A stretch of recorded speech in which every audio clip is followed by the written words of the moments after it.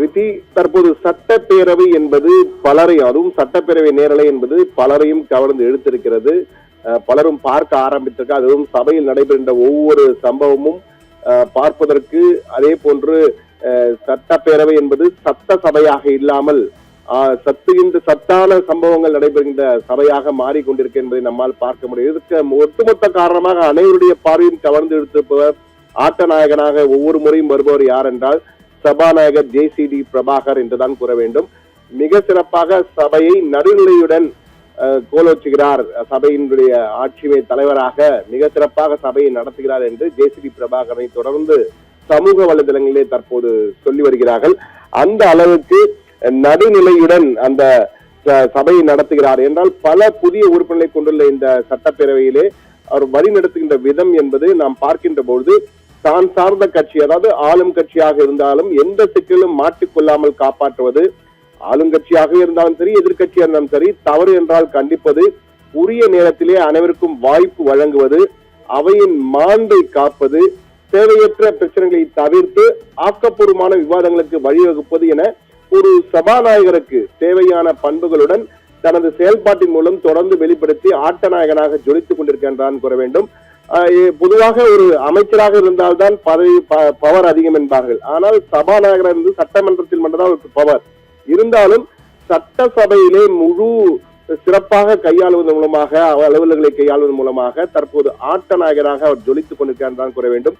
புதிய உறுப்பினர்கள் அதிகம் நிறைந்த இந்த சட்டப்பேரவையை அனுபவமும் அறிவும் கொண்ட இவரை போன்ற ஒருவர் வழிநடத்துவது என்பது பாராட்டக்குரியது என்று மூத்த தலைவர்கள் பலரும் தொடர்ந்து சொல்லி வருவதாக சமூக வலைதளங்களில் தொடர்ந்து கருத்துக்கள் பகிரப்பட்டு வருகின்றன. அதுவும் அவருடைய தக் லைஃப், சபாநாயகரின் தக் லைஃப் சம்பவங்கள் என்று தொடர்ந்து பேசப்பட்டு வருகிறது தற்போது சமூக வலைதளங்களிலே. குறிப்பாக ஆளும் கட்சி எதிர்கட்சி ரெண்டு பேரையும் குட்ட வேண்டிய நேரத்தில் குட்டுவது, அவர்களுக்கு பாராட்ட வேண்டிய வாய்ப்பு தர வேண்டிய நேரத்தில் வாய்ப்பு தருவது என்பது சபாநாயகர் ஃபுல் ஃபார்மில் இருக்கிறார் என்றெல்லாம் தற்போது அவருடைய தக் லைஃப் சம்பவங்களாக கூறப்படுகிறது. அதே போன்று அமைச்சர் ஆதவ் அர்ஜுனா பேசுகின்ற போது பல முறை, குறிப்பாக ஒரு முறை திமுக ஆட்சியில் தான் போதை அதிகமாக இருந்ததுன்னு அமைச்சர் ஆதவ் பேச, உடனடியாக இதை அவை குறிப்பிலிருந்து நீக்குகிறேன் என்று ஒரு அதிரடியாக உடனடியாக அதை கட் பண்ணுங்க அதை அவை குறிப்பில் நீக்குங்கள் என்று கூறுகிறார். அதே போன்று உங்க பக்கம் எம்எல்ஏ கம்மி, நாங்க மட்டும் எழுந்தான்னு அமைச்சர் சொல்ல, உடனே அதையும் நீக்கிடுங்க ஆதவ் அர்ஜுனா பேச உடனுக்குடன் கட் என்று சொல்வது போல சபாநாயகர் தக் லைஃப் சம்பவங்களை அரங்கேற்றியதும் நாம் அனைவரும் நேரலையிலே பார்த்தோம். அதே போன்று திமுகவை தொடர்ந்து அடிக்கடி அட்டாக் செய்கின்ற வகையிலே அமைச்சர் நிர்மல்குமார் பேசும்போதும் அதை தேவையற்ற குறிப்புகள் எல்லாம் அசட்டாக அவை குறிப்பு நீக்குங்கள் என்ற வகையிலே சொல்லியதும் அவருடைய தக் லைஃப் சமூக எடுத்துக்காட்டு என்று கூறலாம். அதே போன்று எதிர்கட்சிகள் பேசும்போது குறுக்கே பேசும் வகையிலே அமைச்சர் ரஞ்சித் பேச அதை நிறுத்த சொல்லுமென்றால் அவர் மைக்கை ஆஃப் பண்ண சொல்லி ஆர்டர் போட்டார். அமைச்சர் ரஞ்சித் அமைச்சருடைய மைக்கை ஆஃப் செய்யுங்கள் என்று கூறுவது ஜேசிடி பிரபாகருடைய தக் லைஃபுக்கு மிகப்பெரிய எடுத்துக்காட்டில் ஒன்று. தைரியமாக, அதாவது இருவருக்கும் சம வாய்ப்பு, எதை பேச வேண்டுமோ அதற்கு வாய்ப்பு கொடுக்கிறார் என்ற வகையிலே அனைவருமே நேரலையிலே நாம் பார்த்தோம். அதே போன்று வேளாண் அமைச்சர் பட்ஜெட்லே முதல் அமைச்சர் விஜய் குறித்து தொடர்ந்து பாராட்டி கவிதையெல்லாம் வாசிக்க உடனடியாக தலையிட்ட சபாநாயகர் ஜேசிடி பிரபாகர் பட்ஜெட்டை மட்டும் படிங்க என்று சொன்னதும் அனைவரும் பார்த்தோம். அதெல்லாம் வேற மாதிரி, ஏன்னா முதலமைச்சர் உரை பாராட்டும் போது யாரும் தலையிட மாட்டார்கள்.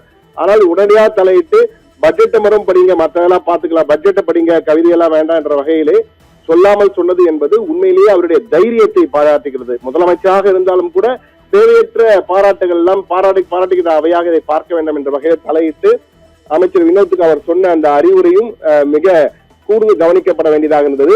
அதே போன்று ஒரு சட்டமன்ற உறுப்பினர் நிறைய கட்டுக்கட்டுகளா பேப்பரை வைத்துக் கொண்டு பேச ஆரம்பித்தவுடன், அப்போது எல்லோரும் பசிக்கிற டைம்ல இருக்காங்க, இந்த டைம்ல நீங்க இவ்வளவு கட்டுக்கட்டா பேசலாம் என்று கூறியதும் நகைச்சுவையாக, அதே சமயத்தில் சீக்கிரம் முடிங்க என்று சொல்லாமல் சொன்னதையும் நம்மால் பார்க்க முடிந்தது. இது போன்று தொடர்ந்து அவருடைய தக் லைஃப் சம்பவங்களாக பல விஷயங்களை சொல்லலாம். அதே போன்று திமுகவிலே ஏவாவேலு பேசும்போது, முன்னாள் அமைச்சர் ஏவாவேலு பேசும்போது திமுக இந்த சாதனைகளை பட்டியலிட்டுக் கொண்டே போனார்.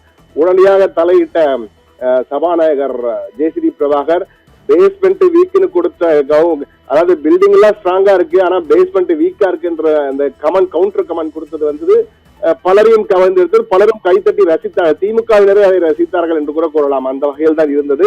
ஏன்னா இது போன்ற இரு கட்சியும் ஆளுங்கட்சி எதிர்கட்சி என இருவரையுமே சரியாக எந்த நேரத்தில் அடிக்க வேண்டுமோ அந்த நேரத்தில் அடிப்பது, எந்த நேரத்தில் வாய்ப்பு கொடுக்க வேண்டுமோ அந்த நேரத்தில் வாய்ப்பு கொடுப்பது என சரியான ஒரு வகையிலே நடத்தி செல்கிறார் என்பதுதான் பொதுவாக எம்எல்ஏக்களுடைய அனைவருடைய கருத்தாக இருக்கிறது. அதை அமைச்சர் ராஜ்மோகன் பலமுறை சபையிலேயே இது போன்ற சபாநாயகர் வாய்ப்பிற்கு நாங்கள் கொடுத்து வைத்திருக்க வேண்டும் என்று கூறியிருக்கிறார். ஏற்கனவே பல சபாநாயகர்கள் மிக சிறப்பாக இந்த வரலாற்று பெருமை மிக்க தமிழக சட்டப்பேரவை நடத்தியிருக்கிறார்கள்.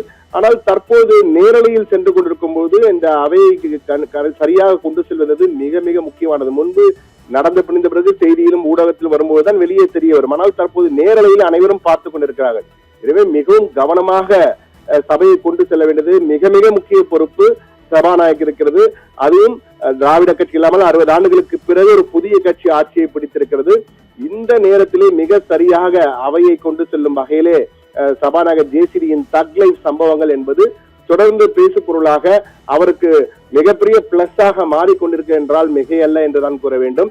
அவருடைய தக்லைஃப் தரமான சம்பவங்கள் காரணமாக தற்போது ஆட்ட நாயகனாக முதலமைச்சர் என்பது மிக முக்கியமானது. அந்த முதலமைச்சருக்கு இணையாக தற்போது சட்டப்பேரவையிலே சபாநாயகருடைய பேச்சும் பெரும் வைரலாக தற்போது சமூக வலைதளங்களில் ஆக்கிரமித்திருப்பது என்பது அவருடைய செயல் மிக சிறப்பாக இருக்கிறது என்பதை எடுத்து காட்டுகிறது.